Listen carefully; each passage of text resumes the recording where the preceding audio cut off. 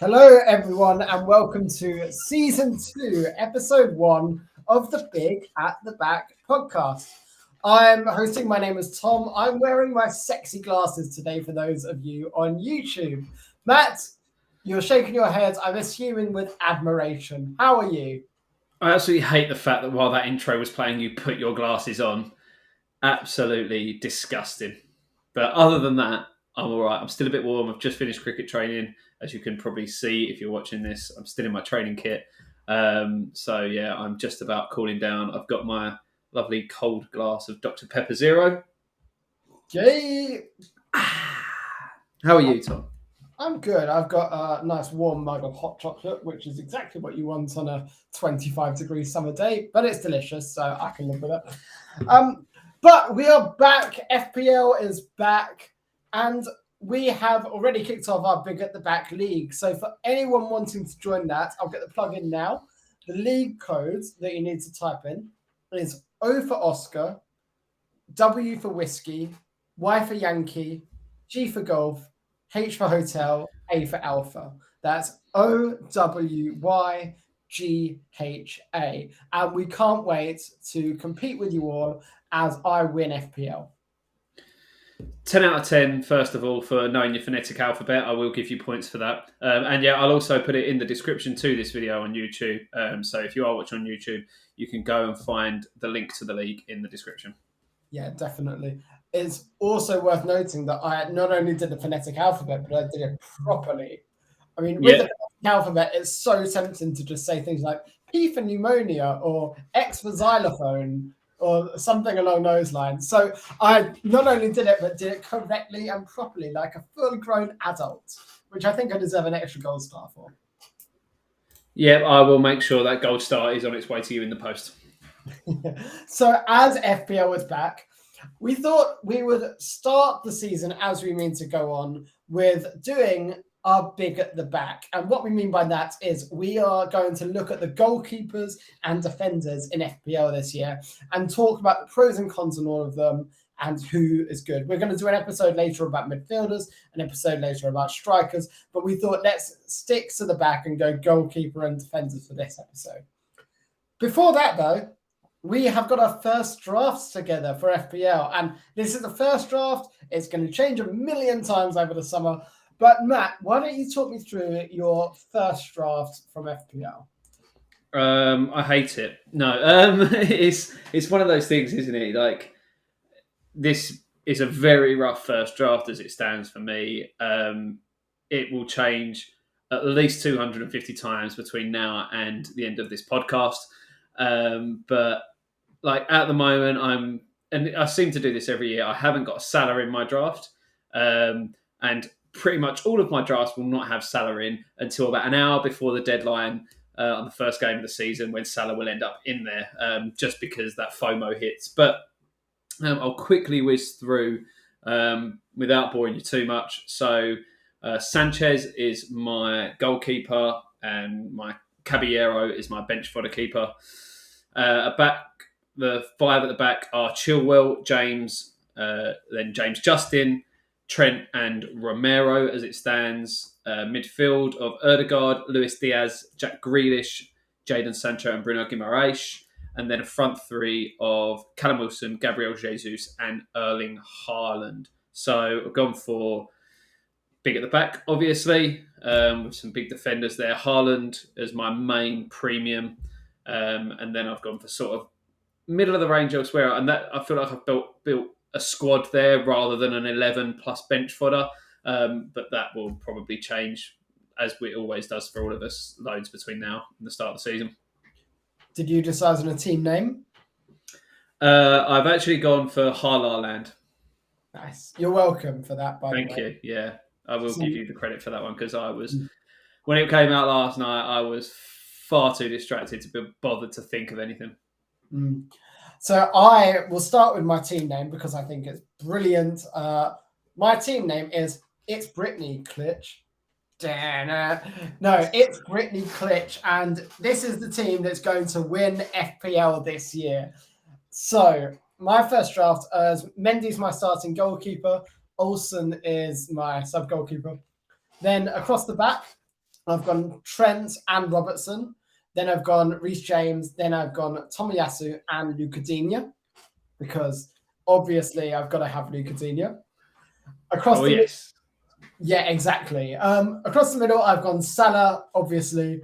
Then I've gone Madison, Pedro Neto, Marcus Rashford at 6.5, and Diallo, a 4.5 bench fodder guy. Then up top, I've gone Greenwood, the Leeds one, not the United one, and Wilson and Harry Kane over Haaland.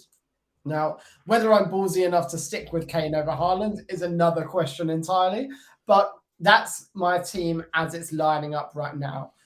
We've gone for quite different initial strategies. I wonder how much we'll converge as we get very close to the season. Yeah, it'll be interesting to see. And we spoke about this as these prices were being announced over the last week about how many options there are this season, because it feels like quite a few players are underpriced. And there's been a lot of debate on FPL Twitter about it, whether that's a good or bad thing. I personally think it's a good thing. It means there's going to be less template, more variety, and more to discuss in general, because you're not all picking from the same pool of 20, 25 players. Yeah, I totally agree. And actually, it makes the game a bit more fun as well. If you've got, say, Kane one week and someone's got Haaland, if Kane outperforms Haaland by 2 goals, then the next week Haaland could just as easily do the other way around as well. It allows for a lot more variety and a lot more different teams to do very well. And I think it rewards innovation a bit more as well. Yeah, I agree. One thing that's worth pointing out as well, obviously Tom said about the podcast we've got coming up.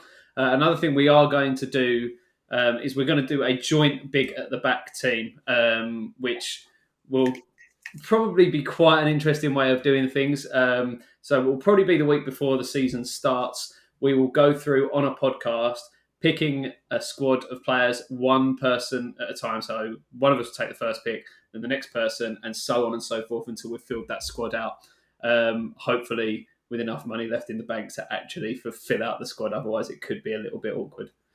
Yeah. And I think it'll be quite fun seeing how our joint team does. My theory is that because Matt and I play quite differently, it'll actually be worse than either of our individual styles at FPL, because it will take all the bad parts from my play and all the bad parts from Matt's play. Just kidding, there are no bad parts of my play, by the way. But all the bad parts from Matt's play and add them to my normal play. So Should we just go back to last season's finishing ranks and see who finished where? It's not important. Nor was the season before that. Or I might have beat you the season before that. I don't know. But yeah, not important. It's a new season, new prices, new game of FPL. This is going to be very positive. But the big at the back team is going to be very fun, and we'll keep track of it and keep updating it all season. Yeah, and we'll enter that into the big at the back league as well. Yeah. Awesome. So, main theme of the podcast today then is we're going to be looking at the options for goalkeepers and defenders. Now, we mentioned the pricing being quite nice already, and there's nowhere that that's more pronounced than the goalkeepers, because all of the goalkeepers seem to have dropped slightly in value, or at least the most important pricey ones have. So you're looking Alisson, Lloris, and Edison at 5.5 million. Then your likes of, well, Sarah's still the same price, but a lot of the goalkeepers that were 5.5 last year, I think people like Pope and Martinez have actually dropped to 5, which makes them really interesting assets. So you have gone for, I forgot who you went for at the back. Who's your keeper? At the moment, it's on Sanchez. Stupidly, I've just realised I still actually have 0.5 in the bank, so I could upgrade that to any of the 5 million priced goalkeepers, which I probably will do. So I always have a thing on a goalkeeper. I don't want to spend money on a goalkeeper. 4.5 feels like the right amount, but this season, I think it is worth it moving to a 5. Sanchez last season was the top 4.5 keeper, or keeper that's now 4.5. He's on 126 points, whereas you're looking at Sarr and Fabianski, or Sarr at least, who was 146. I'm surprised he's not more. But one of the 5.0 options is Mendy, who missed quite a few games because of AFCON as well. And I still think that Chelsea back line is the place to invest in. So my places with Mendy at the moment, I was looking at potentially Martinez, the Aston Villa goalkeeper, as a 5.0 option, someone that could be a bit of a throwback and we know can rack up save points just from a few seasons ago. Ramsdale's the other option, who did a lot of good things for us at the beginning of last season, but tailed off so much at the end. I don't feel excited owning Ramsdale. No, I think it's early season is always hard to tell. Mendy does seem like a solid shout, but you've still had a lot of overhaul in that Chelsea back line. Like the wing backs are obviously still very strong, but losing Rudiger, losing Christensen, I think it's 3 centre halves they've lost over this summer. Thiago Silva's not getting any younger, so it's a tough one. I mean, their back line at the start of last season was fantastic. That first half of the season, they conceded so few goals. I feel like if I went in and currently having Chilwell and James and tripling up on Chelsea defence early on is a very bold move. The one goalkeeper that actually interests me a little bit more as well, who hasn't been mentioned yet and is down at a 4, or is he a 4.5? I'm just double checking myself. 4.5 is Alphonso Areola. Yeah. Because he's now signed permanently with West Ham, and I think the common thinking is that he will be first choice in the league this season, and Fabianski will then take the cup duties. So, but it's very hard to bank on that going into the start of the season, just in case they do decide to stick with Fabianski as number one.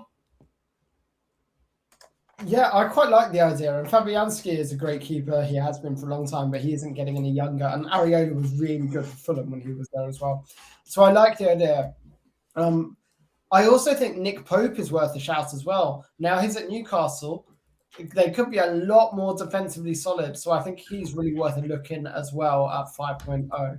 130 points last year with Burnley, a much, much, much worse defensive team. So I do think he could do a very good job at Newcastle and could be one of the best keepers this season. And he's 0.5 lower as well. Yeah, it seems like a very good shout. I'm sure it'll be fairly popular. I think the thing with goalkeepers, and you can tell by the pricing here, unless you're going for, I mean, Alisson was about 20 points clear of Lloris and Ederson, but there's not a real spread in points, which I think comes back to what you said about it's not really worth spending on a goalkeeper. Like the 5.5s are out of the question, I think, for the most part. So it's a bit of a lucky dip when it comes to what goalkeeper you're going to get. If you're going to go for the 5s, I'd probably argue that Mendy's the best bet, but Pope would be really tempting me, and obviously it depends what you're doing with other assets from the same clubs. People probably aren't going to be looking at Schmeichel much because their defence was pretty poor last season. De Gea, you don't know what you're getting with United. It's almost a bit pick a name out of a hat territory. Yeah, quite a lot of people have gone for Raya. I've said it in previous podcasts. I think Brentford are going down this year. I don't even think he's the best of the 4.5s. I'd actually be looking at Pickford and Meslier ahead of Raya, and Guatia actually for Crystal Palace.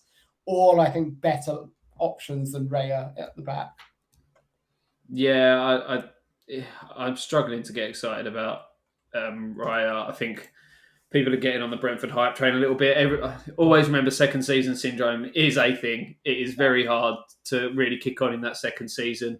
And obviously it looks like they're going to lose talisman Christian Eriksen as well, which will be a big blow for them. So I would be avoiding. Yeah, totally agree. So I think the general consensus for both of us is avoid the 5.5s. The 5 millions you're looking... Well, for me, there's any of the 5 millions could be valuable. I'd be looking at Ramsdale, Mendy, and Pope and Martinez as the viable options, but there are some there. And in the 4.5 brackets, I think Pickford is worth a shout.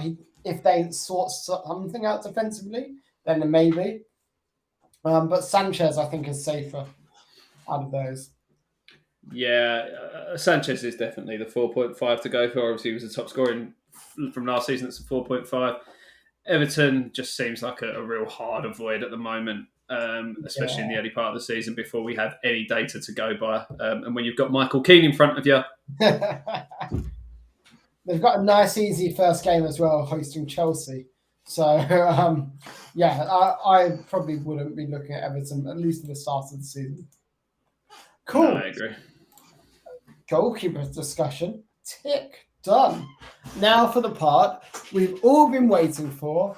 Let's chat defenders. And this is our favourite position in FPL. So, Matt, give me your overarching or overriding thoughts on the defenders, the pricing, and who you think is worth looking at. Give me all of them. Agreed. Yeah, I mean, we were kind of almost surprised at some of these prices again, a little bit on the low side from what we were expecting. Trent at 7.5, the only defender that's at 7.5. Then you've got your sevens of Cancelo and Robertson. Van Dijk's the only 6.5, and then you've got a host of sixes and fives. But it really is how many of these can you cram into your team when you still want to have premiums going forward as well. I think it's going to be, again, Trent is probably going to be must have. A full summer off to rest and recuperate, so he hasn't got to worry about coming back with injuries or anything like that. So you've got Robertson in there as well. I think you're going to have one or the other, and you're probably going to be going with Trent. The only other option at that 7 bracket is Cancelo, and it's going to be hard to get both of them in together. If you're looking at going premiums in midfield and attack as well. Like, I've been trying to get in because I want at least one of the Chelsea fullbacks. They've got to be in there. You want Trent probably, and getting Cancelo in there as well is just nigh on impossible for me. There's some good, like fairly good options lower down, like Cucurella. If he gets a move to City, does he start though? That's the worry there. But he is at 5, so that's potentially a cheap way into the City defence. Kyle Walker as well is quite a cheap option, but he'll probably be battling for minutes with someone like Cucurella. So this is going to be the thing that we can debate until the cows come home. How many of these do you get in? And you're trying to look for the value picks elsewhere. A lot of people are jumping on Ivan Perisic because he's obviously just signed. He's a Conte favourite. It's a worry with rotation of minutes for him, isn't it? They've got about 6 fullbacks, Spurs, for 2 attacking positions. Perisic is a 33, almost 34-year-old guy that's never played in the Premier League. He's been signed as a squad player, guys. He's not a guaranteed starter. He may start the first game and do really well, but I guarantee if he does that, he won't start the second game and do really well. There'll be 1 week where he absolutely flies on FPL, but for the other 37, he'll be shit. So I would hard avoid Perisic. If I was going to go Spurs, I don't know what his injury status is, but I'd definitely be looking at Doherty over Perisic at the moment. In terms of defenders as a whole, you're right. I think a lot of them have come underpriced, which is great because we love defenders. Trent is a must-have. His ownership actually isn't as high as you would expect at the moment. So at the moment, it's 57.6% ownership, which, considering it's Trent and he has been the top scoring defender for the last 2 or 3 years, I think it's absolutely bonkers not having him. Robertson missed half the games last season and almost got as much as Cancelo. So you've got Robertson and Cancelo in that bracket. I think Robertson is the better pick. And that's not just Liverpool bias. Robertson's a better player and he's a better attacking outlet as well. Cancelo had the clean sheet points because he played more games, but I think Robertson proved last season he's a better FPL asset on the whole. James and Chilwell is a very interesting dynamic. I am not sure on Chelsea because they've lost those centre-backs, and if they move to playing 4 at the back, then the fullbacks suddenly have to be a lot more defensive.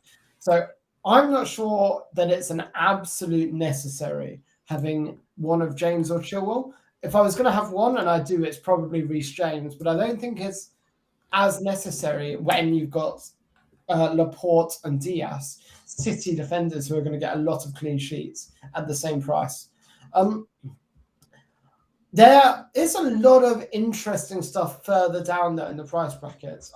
First, what is Connor Cody doing at 5.0? He scored like 3 career goals, and he's more expensive than any other Wolves defender. And Eric Dyer as well, who's not going to be starting for Tottenham. It's like, come on, like get over it. I think Cucurella is going to be on the bench. Really liking, though, Cash and Digne both at 5.0. I think they could do really well. Gabriel for Arsenal at 5 and Ben White at 4.5 I quite like. And all of the Palace defenders at 4.5 as well as Tomiyasu being there as well. So I think there's some really nice defensive options for really cheap at the moment. Yeah, there's some good ones in there. Another one that sort of I've been looking at as well is Nico Williams, who looks like he's going to be getting a move potentially to Nottingham Forest. He's down at 4, so that could be a real good budget pick to free up some funds for elsewhere. I mean, I'm not going to pretend to know too much about all of the promoted teams and their defenders, but I think for the most part, it seems wise to avoid them, especially early on. It's not as though we've got someone like a John Lindstrom who came up and was playing out of position. And I think just in general, it's very hard to back a promoted team early on, especially when you look at some of their early fixtures. So Bournemouth have City and Arsenal and Liverpool in their first 4 games. Fulham start with Liverpool and play Arsenal early on as well. Forest have the easier run of the promoted teams, but they still play Spurs, Newcastle and City in their first 5. So it's got to be a rough start for any of them. So interestingly, if you're looking at the 3 championship teams that have come up, so Fulham, they got to dominate games in the championship and got to hold the ball. But any time that Fulham come against a team that pressed them, they really, really struggled. And in the Premier League, you're going to get pressed by everyone. So I think they're really, really going to struggle this season. Bournemouth are long gone from the Eddie Howe days, and Scott Parker I hate as a manager. I think he's garbage, but he's made them a lot more compact defensively. Their problem is they are not going to score any goals. So I don't think they're going to ship as many as they did in the Howe days, for example, or even as many as Fulham or Forest, but I think they're going to really struggle scoring goals. So if you own defenders playing Bournemouth, feel confident in that. Forest are an interesting one because, yeah, they're the better team in a playoff final, but like State says in last week's podcast, they're still not a Premier League level team. If you look at their team, it's essentially they did well to get promoted. So I think they're really, really going to struggle. And signing players like Williams, they don't know how to get out of a relegation battle. While they're very good players who could do very well, they're not the kind of players that would be great.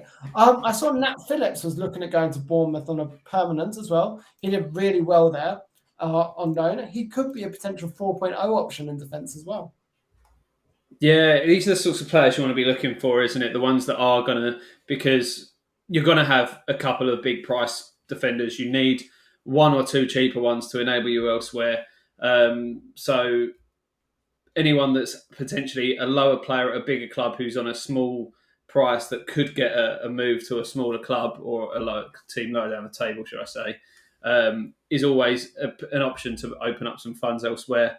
Another one that interests me a little bit of an FPL legend is James Tarkowski, who's gone to Everton on his free transfer in at 4.5. Another potential, but like I say with Everton, you're really going to have to see how they go for those first few weeks because I've just got to double check their fixtures to start with. Actually, start with Chelsea, but then they have got a nice run of fixtures of Villa, Forest, Brentford, and Leeds. So potentially could pick up some points there if they've sort of bucked up their ideas from the back end of last season. Yeah, totally agree. And if you're looking at teams you want to be targeting FPL players for, you've got to say the best team is always going to be Liverpool. You're always going to have 3 there. But actually, after the first game, which is Leicester away, Brentford have 5 nice games in Man U, Fulham, Everton, Palace, Leeds, and Southampton. Arsenal don't have a tough game until game week 6, and that tough game is Man U, so the jury's out there. So I think there's some really, really nice opportunities to get ahead of the pack in your mini leagues and create a bit of value there that can set you up for the rest of the season quite nicely, especially in the defense, because that's, as we know, where all of the points come from. Anyone else taking your fancy?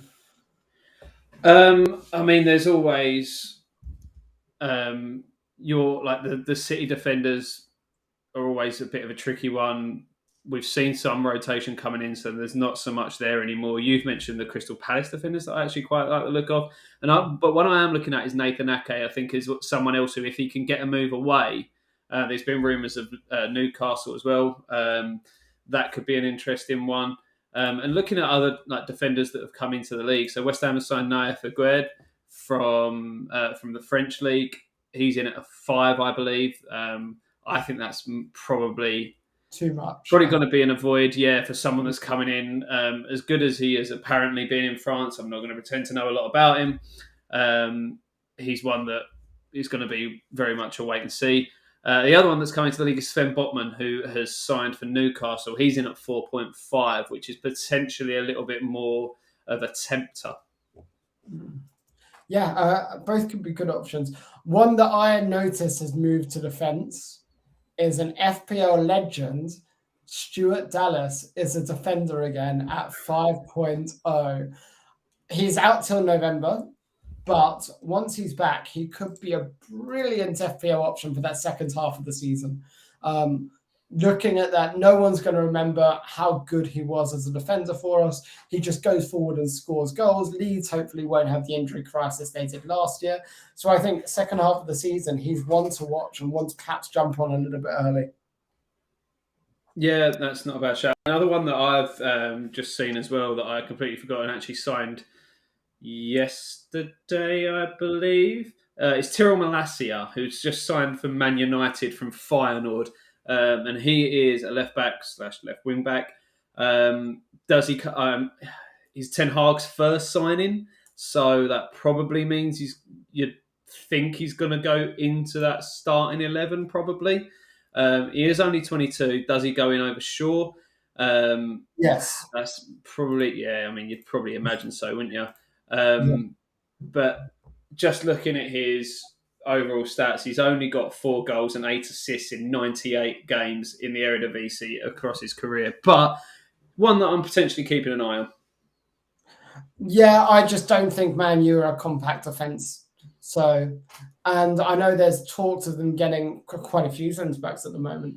But yeah, I don't think there's much to say about Man U defensively that's going to be positive. I also really didn't like Thiago Silva being 5.5. The guy's 38 now. He's lost his 2 centre-back partners. Eric Dyer got more points than him last season and is a 5.0. There's no way Thiago Silva should be 5.5 price. No way. I think when you consider other players in the same price bracket, he is going to be very low down the totem pole when it comes to selection this season. I mean, there aren't actually many 5.5s at all. I think it's just him and Marcus Alonso. But you'd probably just drop down to a 5 at that point, wouldn't you? And go for someone we haven't, a couple of another names we haven't mentioned are the Newcastle fullbacks, Trippier and Target. They could provide some real potential.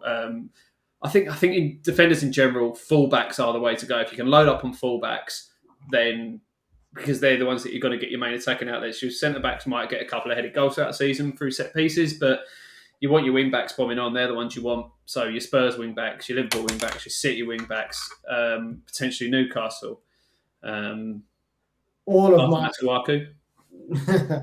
all of my back 5 at the moment are wing backs. So Trent, Robertson, James, Digne, and Tomiyasu. Admittedly, Tomiyasu, I'm happy to move on for a 4.0. But yeah, wing backs are the way to go if you want points from the defence. To be honest, looking at the defenders, the only other one who I think is horrendously overpriced is the guy who made up last year's shit list. It's Michael Keane. He's at 4.5. He is 6.5 million overpriced. It is ridiculous. I think if you have Michael Keane, you should get an extra 2 million or an extra 6 million in the budget just because he is going to cause you that much damage. I mean, what more could you add to that? He is an absolute liability. You could even see a world where he doesn't start for Everton, depending on who else they bring in. Because with Tarkowski coming in, you'd imagine he's probably going to be a starter. So, I mean, it's just why would you even bother going anywhere near him? The other thing, and it's been a real shame that he's going to miss sort of probably the first half of the season for injury, is Lord Livramento. Who would have been a great budget shout at a 4.5 if it wasn't for his injury. How much is... So Walker Peters is 4.5 as well. And I think Really, really nice shout. Um, Carl Walker is 5 million. I'm wondering if Yep. he is going to be starting for City. If you look at the way they play, because Cancelo is typically out on the left and Walker's typically out on the right. Is there any scenario where he's not starting for City? Because that could be a really nice way in. Yeah, I feel like it's almost snuck under the radar a little bit that he's only down at 5. Um, Zinchenko played a bit at the end of last season, but I think that was more just they had quite a few injuries. So, I mean, your odds are it's going to be Cancelo on the left and Walker on the right. The only way that might change is if Cucurella signs and take. But I still think it would be a rotation, wouldn't it? And that's always the risk with Pep. So if Cucurella doesn't sign, then you're probably saying that he's a pretty much nailed on 5 City defender. Yeah, and I was just looking. He only actually played about 20 games last season. I can't remember. Was he injured for most of it, or was it just him being No, cut? he had a couple of injuries. I think it was towards the back end of the season, which is why I ended up with Zinchenko playing quite a bit. Cancelo went over to the right. Yeah, that actually coincided with Cancelo performing worse as well. So I think Cancelo is much better out on the left. Interesting. Actually, no, tell a lie. If we're looking at, oh no, that's overall. Never mind. But yeah, Kyle Walker at 5.0 could be a really, really nice way into that City defense moving forward. Brilliant. Well, that's everything I have to say on defenders. Any other thoughts? No, I think we've pretty much nailed everyone there. Obviously, as more signings come in throughout the summer, we will discuss them. This isn't going to be the only time we talk about defenders. This was just our little intro because we're big at the back. Yeah, and we want everyone to do that. Now, guys, remember if you're listening on Spotify, Apple Podcasts, etc., please do subscribe. If you're watching on YouTube, hit that like button, hit that notification button, and please hit that subscribe button. We also would love everyone to get involved in our mini league. We've already got quite a few people involved, but want to really amp that up and get as many of you listeners playing as possible. Because if I'm not going to beat Matt, then someone needs to. What we've also agreed is Matt and I are doing a little big at the back bet for a season.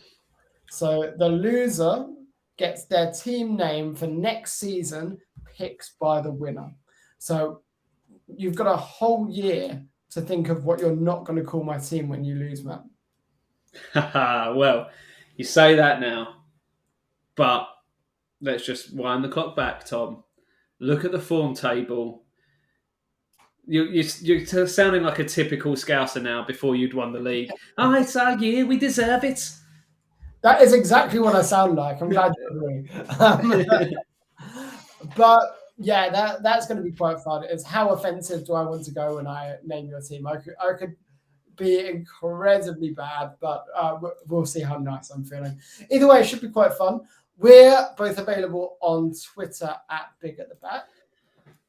And you can find me individually at Higgins92 and Tom is at TomMadam92. You'll notice all of the terrible Liverpool-based opinions on the Big at the Back Twitter page, obviously coming from Tom. And if it's got any spelling mistakes, it's probably Tom as well. And I'm probably drunk or just being normal. that seems to be pretty standard. But guys, shorter podcast today, but that's because it is just going over goalkeepers and defenders. We're going to go a lot more in depth with the midfielders next week, and we'll look at overall team strategy then as well. I think actually no, next week you're away, so I'm going to do a special episode with two arch rivals. So I hope you're all looking forward to that. So it's going to be me mediating one of the many battles of a very long-standing war.